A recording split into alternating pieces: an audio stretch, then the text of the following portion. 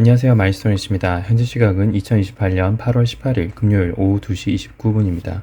8월 한 달은 되게 지루한 공방전이 지속되고 있는 것 같아요. 시장이 어쨌든 지속적으로 조정이 진행이 되고 있는데 어떤 형태의 파형을 만드느냐에 따라서 향후에 이제 반등이 지속적으로 진행이 될 건지, 그래서 제가 지금 보고 있는 마지막 파형이 포머 형태로 강하게 올라갈 건지, 아니면 여기서 반등을 조금만 하다가 완전히 시장이 부러질지, 이런 부분이 아마 결정이 날 것 같아요. 근데 제가 매번 말씀드리고 제가 P50일 하면서도 말씀드리고 그 교육 영상에도 계속 집어넣었던 내용이긴 하지만, 파형을 읽는 것 그리고 시장을 해석하는 것은 전체 시장이라고 하는, 혹은 그 시장이라고 하는 경제를 이끌어내는 그 환경이 있잖아요.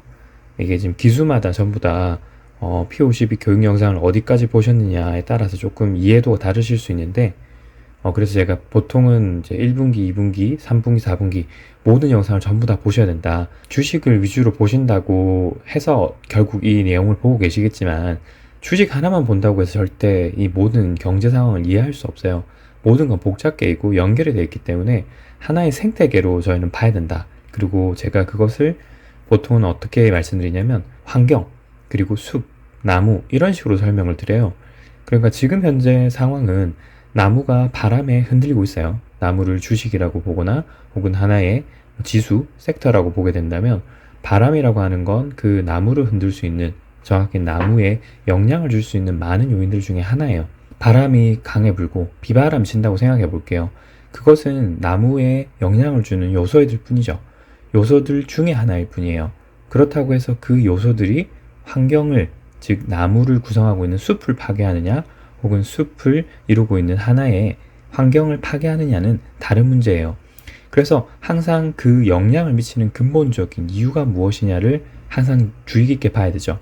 한 파트만 안다고 우리가 경제를 이해하고 흐름을 알 수가 없다는 거죠. 결국 얘기 드리고 싶은 게 뭐냐면, 그 환경을 영향을 미치는 주 요소들이 뭐냐. 여전히 그 주요 이정표상에서도 파형의 해석이 변곡에 가까워진 모습들을 많이 보이고 있고, 조정 파동의 끝이라고 보이는 것들이 보이고 있기 때문에 조금 더 기다려 봐야 되겠다, 조금 더 기다려 보시자 라고 계속 말씀드리는 거거든요. 그래서 저는 지금까지 바뀐 제 뷰의 변화가 없어요. 전혀 변화가 없고, 여러 이벤트들이 지금 막 나오고 있고 안 좋은 소식들도 많이 나오고, 그래서 결론은 뭐냐, 변곡된 게 없어요. 그리고 시장이 현재 안 좋은 얘기들이 너무 많이 나오니까 시장이 이제 꺾이는 거 아니냐라고 하는 불안감 굉장히 많이 나올 수 있다고 생각합니다. 여러 기수분들께서 저한테 많은 내용들을 알려주시니까 제가 그걸 보면서, 아, 시장의 심리가 이렇구나, 여러분들이 보시는 관점이 이렇구나라는 걸 저는 이해하고 있어요. 이해하고 있지만 제 관점에서는 바뀐 게 없어서 뭐라고 매번 설명을 드리거든요. 근데 제가 여러 번 설명을 드리고 여러분에게 말씀을 드려도 여러분이 그 지표에 대한 이해가 없으시면 계속 의구심이 드실 거예요. 불안해하시고 현재 포지션에 대해서 어떻게 해야 되냐라고 생각이 드실 건데, 지속적으로 말씀드리면 8월 달은 좀 쉬어가는 구간이 될 거다. 그리고 뭐 잭슨홀 미팅이라든지 여러 가지 지표들 발표될 때마다 시장이 출렁거릴 거예요. 그런데 나중에 시황 분석에서도 말씀드리겠지만, 어제 오늘 이제 시장의 모습이 좀 많이 기존과는 좀 달라요. 지난 2주 정도의 모습과는 좀 많이 달라서 아마 좀 보여드리면서 설명을 드릴 건데요. 여러 가지로 시장에서 변곡의 가능성이 높아지다 보니까, 이 변곡이라는 건 조정이 점점점 마무리돼 가는 변곡을 말씀드리는 거예요. 그런 모습들로 인해서 시장에서 보이는 모습들이 여전히 바뀌어 가고 있어요. 파형이 여러 가지 해석될 수 있기 때문에 저는 파형만 이제 의존하진 않죠. 기본적 분석, 기술적 분석에서도 말씀을 드렸지만 여러 방법이 있어요. 파형은 시장을 해석하는 주요 툴일 뿐이지, 그 주요 툴을 이용하기 위해서는 여러 가지 방법들이 있기 때문에 한 가지 툴이 해석이 되지 않는다고 해서 시장을 그냥 관망할 수는 없어요. 오늘도 그런 부분에 대해서 같이 한번 설명을 드릴 테니까 참고를 부탁드리고요.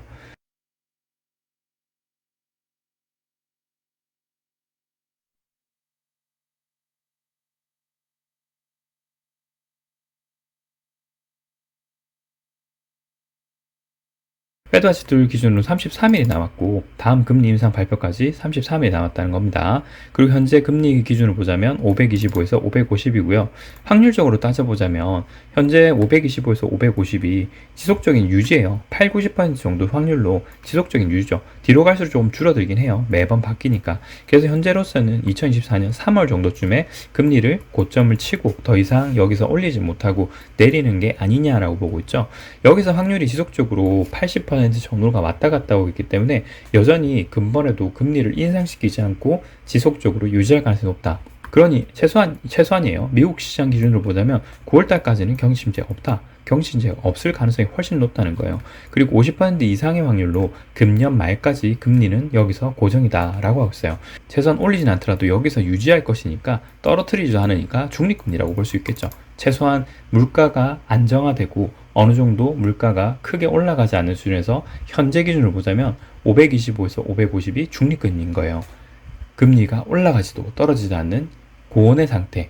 여기서는 어느 정도 유지가 될 수 있죠. 그래서 여기서 심리가 조금만 안정이 된다면 파형상으로 보자면 포모를 만들어서 상승으로 갈 수 있는 거예요. 여기서 불씨와 도화선을 만들 것이 다음 주에 잭슨홀 미팅이 될지 어떤 이벤트가 될지 모르겠습니다. 하지만 시장은 충분히 안정세로 다시 돌아가고 있는 모습이 보입니다.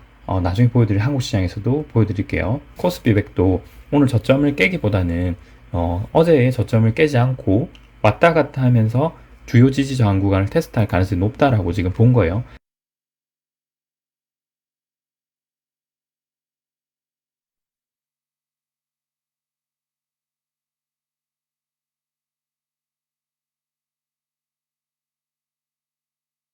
그래서 아침에도 갭 하락을 할 거라고 말씀드렸죠. 5분봉 기준으로 보게 되면 이런 식으로 지금 파이 형태가 거의 다 끝나가고 있다라고 보고 있어요. 어제까지 이렇게 급격한 하락 추세죠. 여기서 보이는 하락 추세를 급격하게 만든 이후에 상승하면서 파이 형태가 조금 불분명하긴 하지만 5파에 가깝게 그리고 있습니다. 1, 2, 3, 4, 5. 여기서 절단의 형태로 떨어졌을 가능성이 높아요. 왜냐면 어제 미국이 떨어지고 FOMC 의사록 발표로 인해서 시장이 급락을 해버렸으니까 그 영향으로 이렇게 시장이 절단 형태로 떨어질 가능성이 높다라고 보고 있습니다. 현재 상황으로 보자면 이런 식으로 지금 파형이 형성은 일단 되었다고 보고 있기 때문에 금일 보였던 형태가 이런 식으로 조정 형태였겠죠. 조정 형태였기 때문에 상승 1파, 조정 2파 이후에 3파로 올라갈 것인데 시장은 심리 영향으로 이런 식으로 올라갔다가 조정을 여러 형태로 받을 수 있습니다. 조정 형태가 더 크게 나올 수도 있다는 말이고요. 그래서 갭을 일단 뚫고 오늘 내려왔었는데 바닥을 깨지 않았어요. 그죠? 바닥을 깨지 않고 조정을 좀 깊게 받으면서 조정 형태 이렇게 왔다 갔다 하면서 만들고 있습니다. 현재 상황만 말씀드리자면 이럴 것 같아요. 3, 3, 5 형태이기 때문에 이런 식으로 지금 파 형태가 만들어지고 있을 가능성이 높고 여기 역시도 박스 형태로 이런 식으로 조정 형태를 만들면서 다시 올라갈 가능성이 높아졌다. 그리고 주의해서 보셔야 될 것은 지금까지 내려오는 파형 형태를 보시게 되면 주요 지지 저항 구간은 어떻게 됐죠? 이렇게 저항으로 인식해서 위로 올라가려다가 계속 실패해서 크게 하락을 하고 다시 올라가려다가 실패를 해서 계속 떨어졌습니다. 그런데 여기서는 어떻죠? 327.92를 계속적으로 지지하려고 하고 있어요. 떨어졌다고 하더라도 테스트를 한번 하고 어떻게 됐죠? 다시 올라갔고 지지했고 다시 올라가고 있습니다. 여기서는 형태가 좀 다르죠. 기존까지는 지지 저항에서 저항으로서 인식을 해서 못 올라가서 계속 떨어졌는데 지금 현재 상황은 어떤가요? 올라갔다가 저항을 받았는데 떨어졌다가 다시 올라가서 지지를 받고 있고 여기서도 금이 한번 떨어졌다가 지지를 받고 다시 올라가고 있어요. 여기서도 지지를 한번 하려고 하고 있죠. 지속적인 지지 저항에서 지지를 하려고 하는 모습들이 많이 보이기 때문에 금일 종시까지 해서 한 번 더 떨어진다고 하더라도 올라가서 이런 식으로 파형을 만들면서 다시 올라갈 수 있겠죠. 물론 여기서 나오는 파형 형태가 이런 식으로 3, 5 형태로 해서 큰 형태의 조정 형태를 한 번 더 만들고 올라갈 수 있습니다. 오늘까지 이제 시장이 마무리될 거니까 다음 주부터라도 어떻게 계속적으로 확실히 돌아가려고 하는 모습들이 더 보일 가능성이 높아진다 라고 저는 그렇게 보고 있습니다. 잭슨홀 미팅과도 상관이 있겠지만 사실 반복적으로 말씀드렸지만 이벤트는 큰 문제가 안 돼요. 여기서 나오는 지표들이 가장 큰 문제다. 이정표들이 어떻게 돌아서느냐에 따라서 시장이 바뀌는 것이지 사실 다른 이벤트들은 시장에 큰 영향을 못 미친다. 변곡으로서의 의미를 크게 못 가진다는 말씀을 드리고 싶은 거예요. 다음은 나스닥입니다.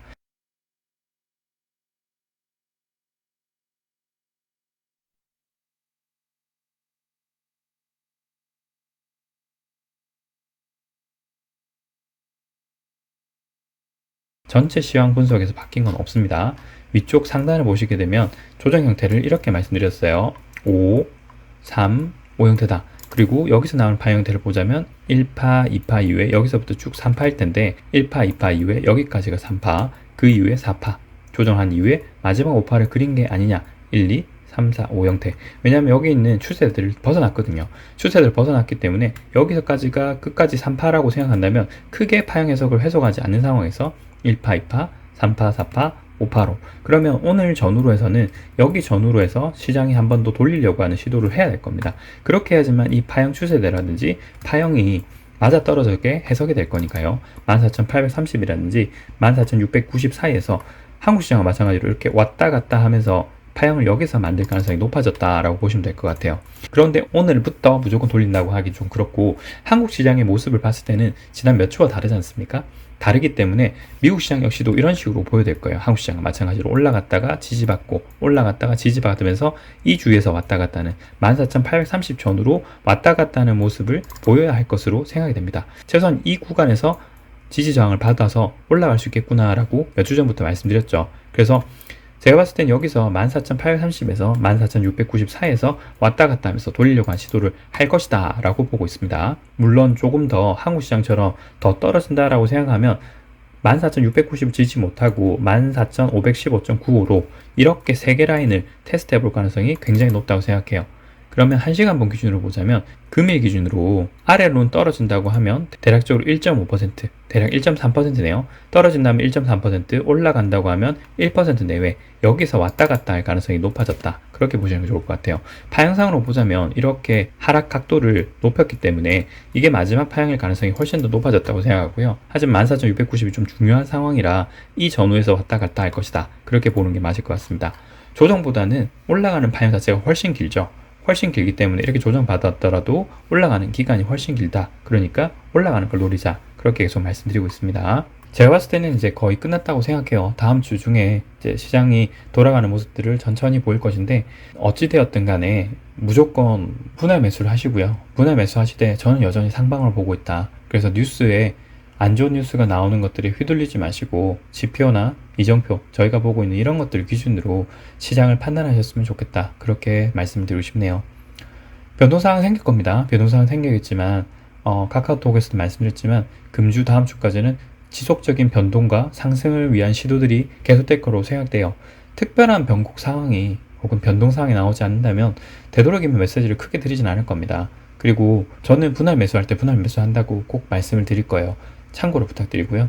이제 여름이 점점 끝나가고 있습니다. 날씨가 조금 시원해지긴 했지만 환절기, 감기 조심하시고요. 주말 가족들과 즐거운 시간 보내시길 바라겠습니다. 오늘 영상도 도움되셨길 바라고요. 오늘 영상 여기까지입니다. 시청해주셔서 감사합니다.